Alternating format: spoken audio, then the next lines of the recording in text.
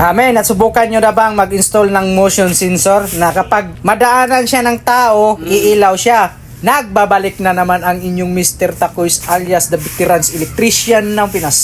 Ito yung ipakita ko sa inyo kung paano mag-install ng motion sensor. Kapag madaanan siya ng tao, iilaw. Tapos kung wala siyang masisense na tao, mamamatay siya. So ganito yan pag sit up ganito yan, ganito. So ang ginawa natin, Ben, pinadaan natin siya sa transformer or di kaya driver board.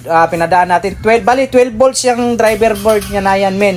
Kasi yung strip light natin 12 volts, pati yung motion sensor natin 12 volts. So ito na po yung pinaka sensor niya, yung bilog, yun yun. Nakita nyo? Kapag makasense siya ng tao, iilaw siya. Pag halimbawa naman wala siyang madetect na tao, kusa siyang mamamatay.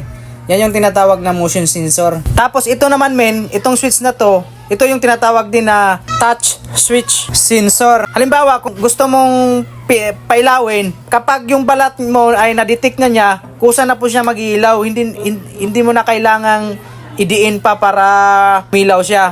Alright, thank you.